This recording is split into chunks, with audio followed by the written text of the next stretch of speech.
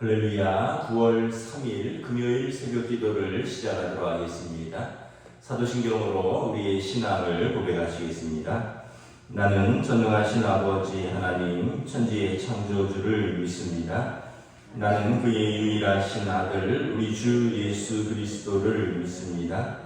그는 성령으로 잉태되어 동정녀 마리아에게서 나시고 본디오 빌라도에게 고난을 받아 십자가에 못 박혀 죽으시고 장사된 지 사흘 만에 죽은 자 가운데서 다시 살아나셨으며 하늘에 오르시어 전능하신 아버지 하나님 우편에 앉아 계시다가 거기로부터 살아있는 자와 죽은 자를 심판하러 오십니다.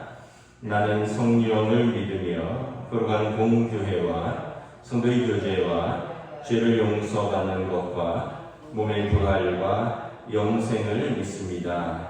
아멘. 찬송가 490장 찬양하시겠습니다. 찬송가 490장입니다.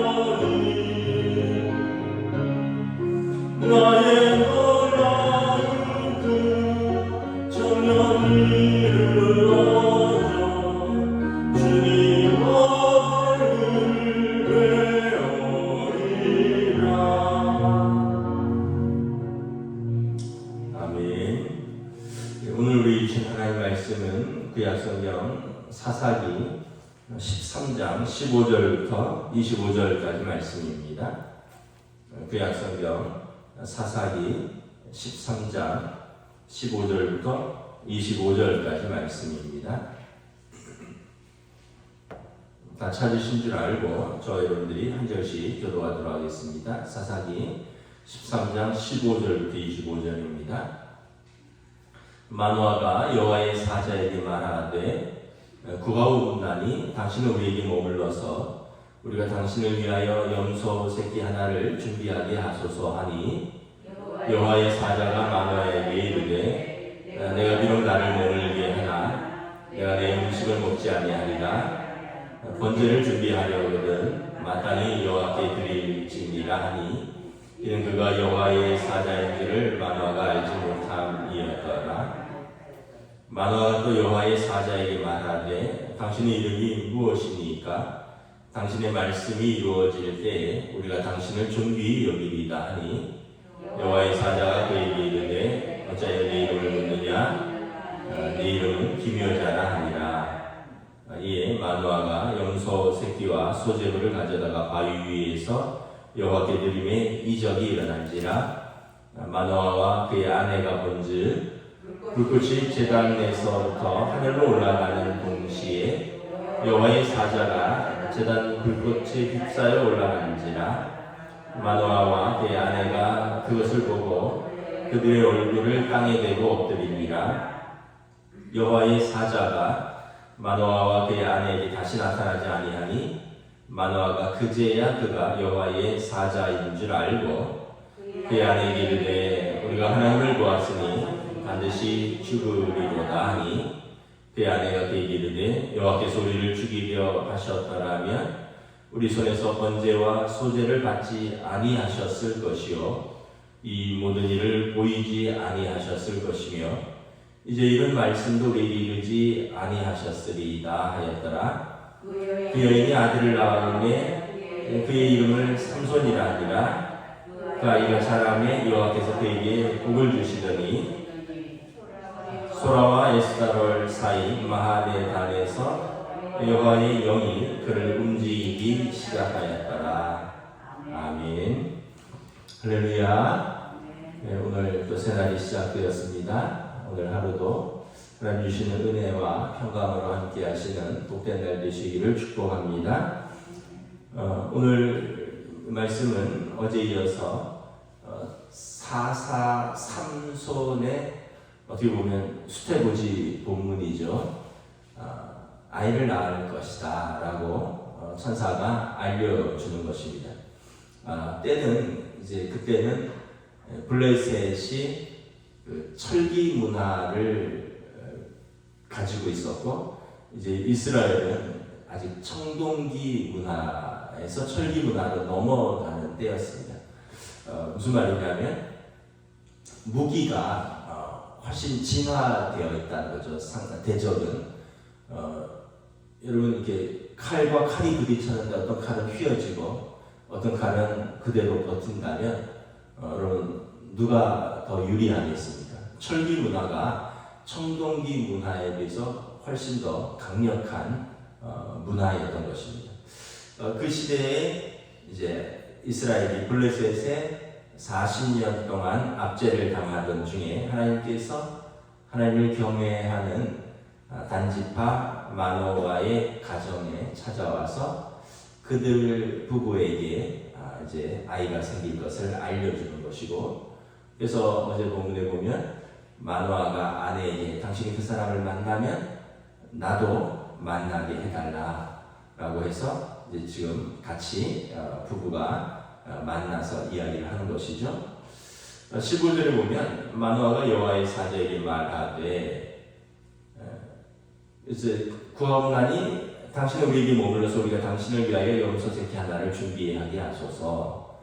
아마 마노아는 오늘 본문에 보면 그가 천사라고는 생각하지 못했던 것 같습니다. 뭐 선지자 중에 한 명. 그런데 16절에 보면 여호와의 사자가 마노아에게 말하기를 내가 비록 나를 머물게 하나 내가 내 음식을 먹지 아니하리라. 번제를 준비하려거든 마땅히 여호와께 드릴지니라. 이는 그가 여호와의 사자인 줄을 마노아가 알지 못함이었더라. 그러니까 사람인 줄 알았다는 거죠. 그러나 그는 나는 번제를 받을 만한 대상이 아니다. 하나님께 번제를 드리라. 천사는 하나님이 어떻게 보면 심부름꾼이죠. 영적 존재로서 우리가 천사를 섬기는 것이 아니라 하나님을 섬기는 것이죠. 그러니까 17절에 마노아가 계속해서 묻습니다. 당신의 이름이 무엇입니까? 당신이 말씀이 이루어질 때 우리가 당신을 존귀히 여기리이다. 그랬더니 18절에 어찌하여 내 이름을 묻느냐? 내 이름은 기묘자라 하니라. 기묘자라는 뜻은 뭐냐 하면 이 기묘한 일을 하는 사람이다, 이런 뜻입니다. 히브리어로 펠리라는 단어인데 기이한 일을 행하는 자다, 이런 의미를 가지고 있습니다. 성경에 보면 이사야서에 예수님이 오실 것을 예언합니다. 그분은 기묘자요 모사요 전능하신 하나님이시라. 그래서 예수님을 칭할 때도 예수님의 어떻게 보면 성품과 예수님의 그 하시는 일에 대해서 기묘자라, 하나님의 아들로서 자기 백성의 구원을 이루신 기묘자라, 모사라, 하나님의 뜻을 알려주실 분이요 전능하신 하나님이라, 이렇게 말씀하는데, 오늘 이 기묘자라 라고 말한 것은 하나님께서 나에게 이제 당신들에게 하나님의 뜻을 알려주시는, 나는 그 일을 맡은 사람이다, 하나님께서 이 일을 하신다라는 뜻인 것이죠. 그러면서 19절에 그 마노아가 차린 그 음식, 그 다음에 제물 위에 하나님께서 이 제물을 기뻐 받으십니다. 20절에 보면 불꽃이 제단에서부터 하늘로 올라가는 동시에 여호와의 사자가 제단 불꽃에 휩싸여 올라간지라 마노아와 그의 아내가 그것을 보고 그들의 얼굴을 땅에 대고 엎드러지니라. 그러면서 21절에 여호와의 사자가 마노아와 그의 아내에게 다시 나타나지 아니하니 마노아가 그제야 그가 여호와의 사자인 줄 알았더라. 우리가 여기서 한 가지 깨달을 수 있는 것은 무엇이냐면 찾아오시는 하나님이시다라는 것입니다. 우리가 하나님을 찾는 것 같지만 하나님이 먼저 우리를 찾아오십니다. 성경에 보면 모세에게 하나님이 찾아오셨습니다. 미디안 광야에서 젊은 날 도망하여서 무료하게 보내고 있는 모세에게 하나님이 찾아오셨습니다. 그리고 모세에게 사명을 주시죠. 당신의 이름이 무엇입니까? 내가 누구건데 바로에게 가며 나를 보낸 분이 누구냐라고 물을 때에 내가 대답해야 하지 않겠습니까? 그때 모세에게 말씀하시죠. 나는 전능하신 하나님이야. 나는 스스로 있는 자니라. 우리에게 찾아오셔서 당신의 이름을 알려주시고 당신의 성품을 말씀하시고 우리에게 사명을 하나님이 주신다는 것입니다. 우리가 보면 예수님의 수태고지 본문도 알 수 있죠. 세례 요한도 그렇죠. 다 하나님께서 또는 하나님의 천사가 찾아와서 그들에게 하나님의 뜻을 말씀하시고 사명을 주십니다. 세례 요한도 이제 엘리사벳과 사가랴와 엘리사벳의 그 경건한 제사장 가정에 찾아와서 하나님의 아들이 오기 전에 그 길을 닦을 자라, 광야에서 외치는 자의 소리가 있을 것이다. 당신의 아들을 그 하나님께서 쓰신다고 말씀을 하시죠. 또 예수님도 마찬가지죠. 마리아에게 천사가 찾아옵니다. 결혼을 앞두고 아직 정혼을 하였지만 동거하기 전이었는데 마리아에 찾아와서 천사가 이야기합니다. 아들을 낳으니 이름을 예수라 하리라. 자기 백성을 그 죄에서 구원할 자이시니라. 성경에 보면 찾아오시는 하나님의 말씀들이 많이 있습니다. 이사야서 6장에도 보면 찾아오십니다. 누가 나를 위하여 갈고 나는 입술이 부정하여 가지 못합니다. 그러니까 입술을 부적개기로 찢어주시고 보내십니다. 에스겔서도 그렇고 하나님이 부르셔요. 사도행전 9장에 우리가 잘 아는 사울이 바울로 거듭나는 그 장면에서도 보면 하나님께서 그를 쓰시기 위해 예수님께서 친히 찾아오십니다. 정오에 태양보다 더 밝은 빛 가운데 찾아오셔서 사울을 꼬꾸라뜨리고 그 눈에서 비밀을 벗겨주시고 그리고 그에게 성령이 임하시고 사명을 주십니다. 너는 이방을 위하여 복음을 전할 하나님의 그릇이라. 그리고 이 사명을 감당하기 위하여 고난도 받아야 할지니라. 우리가 찾아오시는 하나님께서 우리의 형편을 아시고 또 우리에게 사명을 주신다는 거죠. 야곱도 마찬가지죠. 베델로 도망갈 때, 곤고할 때, 이제 외삼촌은 집으로 도망갈 때 베델에서 하나님의 사자가 밤에 잠자는데 사닥다리를 보면 하늘에서 사닥다리가 내려오고 하나님의 사자가 또 하나님께서 그에게 찾아오시죠. 여러분 우리를 보면 찾아오시는 하나님. 우리가 생각할 때 내가 하나님을 찾은 것 같지만 하나님이 우리를 부르시고 찾으시는 것이죠. 우리가 예수 믿게 된 과정 중에는 우리의 응답은 있었습니다. 그러나 먼저 우리를 부르신 분, 우리를 찾으신 분은 하나님이십니다. 모태신앙 같은 경우는 대표적인 경우죠. 저 같은 경우, 저희 집사람 같은 경우 예수를 믿으려고 특별히 노력한 게 없어요. 태어나니까 목회자 가정이었습니다. 어려서부터 예배당에서 자랐습니다. 자연스럽게 하나님의 구원의 역사를 거부감 없이 받아들이게 된 거죠. 하나님의 은혜죠. 감사드리고.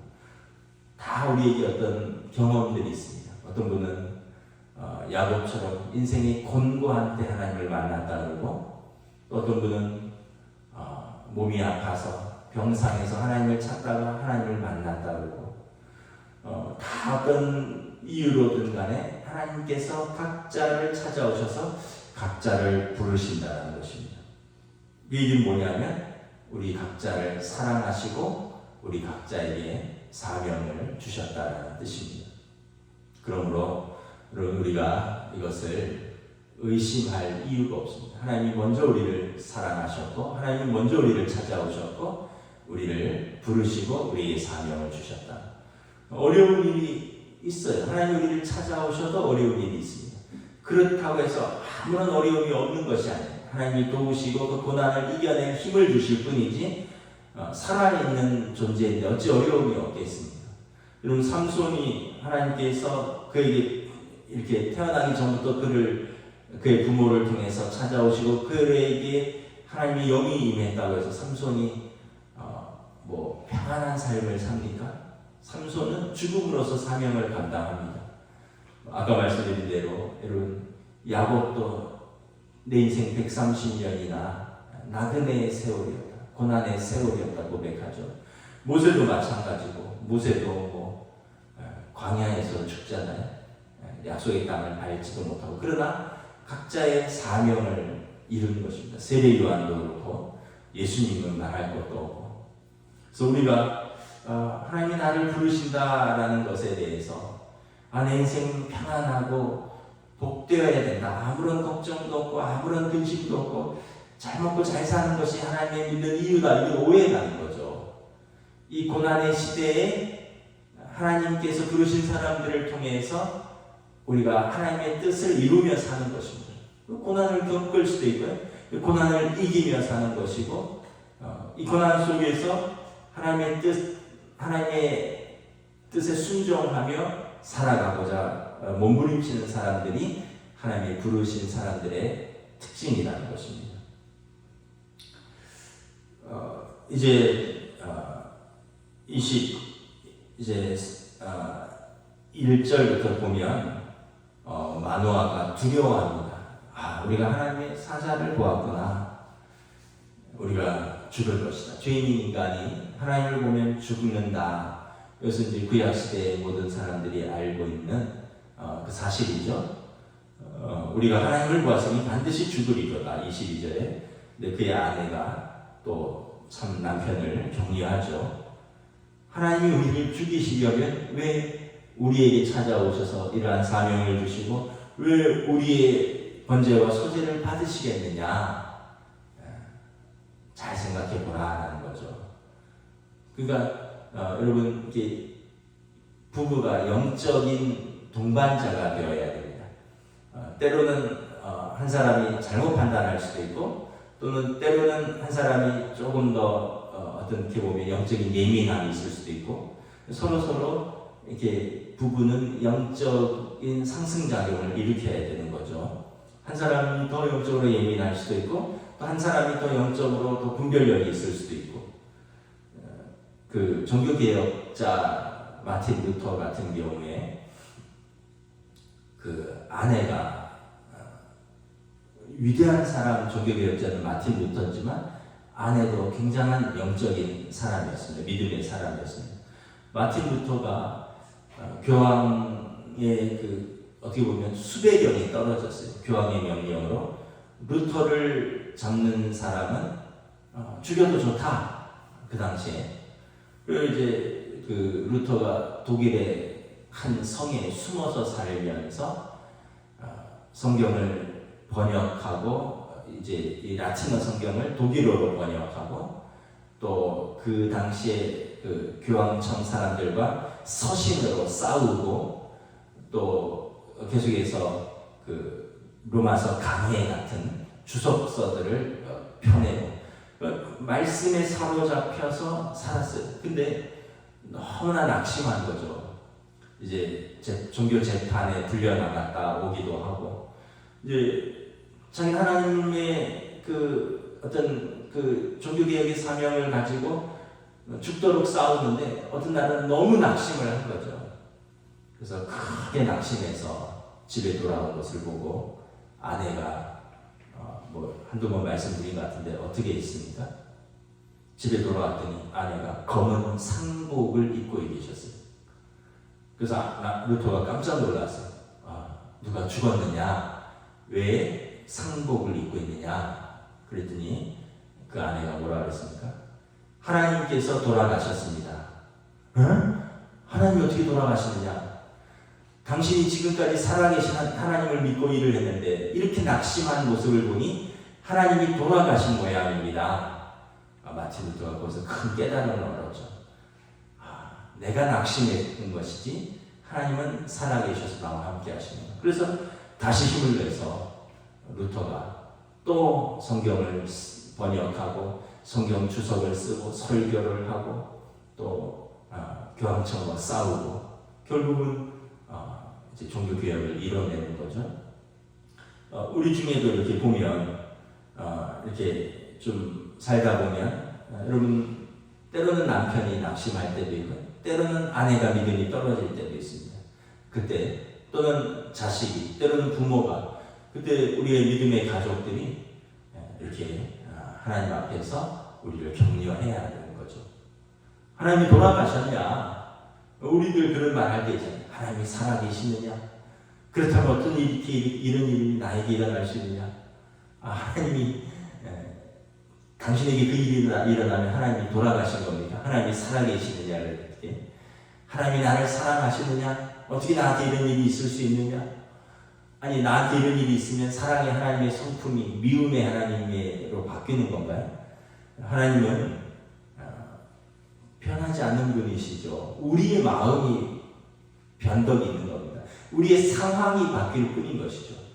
항상 변함없으신 하나님 앞에서 우리가 올바로 서 있으면 그 상황이 우리를 힘들지 못하고 그 낙심이 우리를 넘어뜨리지 못하는 거예요. 살아계신 하나님 앞에 늘 서 있는 것이 필요한 것이죠.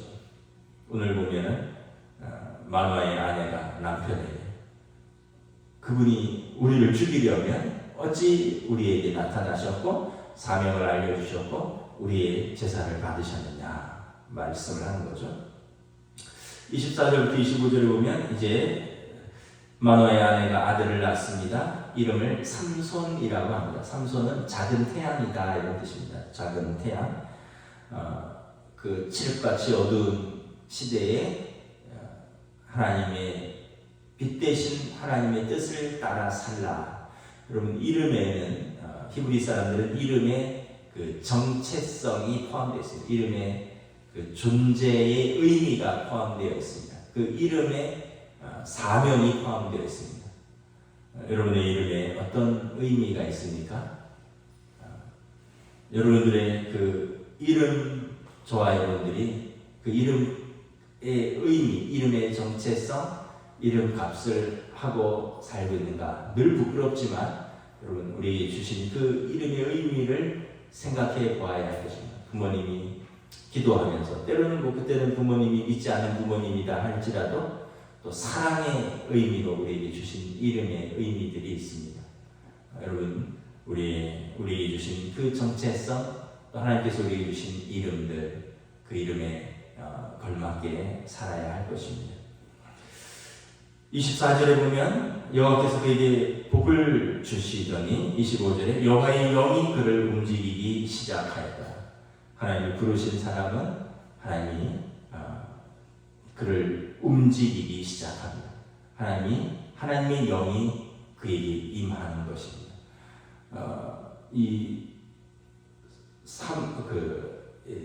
사울 왕도 그렇고 다윗 왕도 그렇고 하나님의 영이 임하니 이런 표현들이 있습니다. 구약 성경에. 신약 성경에는 말할 것도 없고, 신약 성경에는 백부장 고넬료의 가정에 베드로가 가서 말씀을 전하고 기도할 때 그들이 영접하니 성령이 임하고 방언이 터졌더라. 이런 표현들이 있습니다. 구약 신약 성경에는 성령이 임하니라 라고 말하고, 구약 성경에는 하나님의 영, 하나님의 손, 하나님의 호흡, 하나님의 숨결, 이런 표현들이 있습니다. 다 하나님의 영인 것이죠. 하나님의 사람에게는 하나님의 영이 임하신다라는 것입니다. 오늘 또 예수 믿는 우리들에게 예수의 영이 임하셨습니다. 우리가 항상 우리가 사는 것이 아니라 내 안에 그리스도께서 사신 것이라, 우리가 이 말씀을 붙들고 오늘도 하나님의 영이 우리를 움직이기 시작하리라. 하나님의 성령님과 더불어 동행하시는 믿음의 하루가 되시기를 주님의 이름으로 축복합니다. 아멘. 기도하겠습니다. 하나님, 은혜를 감사합니다. 찾아오시는 하나님, 그 블레셋의 압제 가운데 그 어두운 그 시대에 하나님이 찾아오셔서 삼손이라는 사사를 또 허락하십니다. 우리의 삶에 보면 우리에게 찾아오신 하나님을 우리가 기억합니다. 어떤 형태로든지 내가 응답했을 뿐이지 먼저 내가 찾은 것이 아니라 하나님께서 나에게 찾아오셨습니다. 우리의 삶의 자리에서 우리를 찾아오시고 하나님의 영이 우리와 함께 하시고 우리를 움직이시고 우리에게 사명을 허락하십니다. 우리 가정에 우리를 보내신 이유는 이 가정에서 하나님의 뜻을 따라 우리의 사명을 감당하는 것입니다. 또 우리 교회에 우리를 보내주신 것은 이 하나님의 교회에서 우리가 함께 신앙생활하며 또 우리가 믿음의 사명을 감당하라는 것인 줄 믿습니다. 또 우리 일터와 우리의 삶의 자리에 때로는 직업으로 때로는 섬김으로 우리를 보내주신 이유는 그곳에서 그 일을 통하여 우리의 이름값을 하며 우리를 보내주신 하나님의 사명을 감당하라고 보내주신 줄 믿습니다. 그러므로 오늘도 귀하고 복된 하루, 하나님께서 함께 하시는 은혜의 하루, 우리의 삶의 자리에서 소명을 감당하는 귀한 하루로 인도하여 주시옵소서. 감사를 드리오며 우리 주 예수 그리스도의 이름으로 기도드리옵나이다. 아멘. 하늘에 계신 우리 아버지, 아버지의 이름을 거룩하게 하시며 아버지의 나라가 오게 하시며 아버지의 뜻이 하늘에서 같이 땅에서도 이루어지게 하소서. 오늘 우리 일용할 양식을 주시고 우리가 우리 잘못한 사람을 용서하여 준 것 같이 우리 죄를 용서하여 주시고 우리를 시험에 빠지지 않게 하시고 악에서 구하소서. 나라와 권능과 영광이 영원히 아버지의 것입니다. 아멘.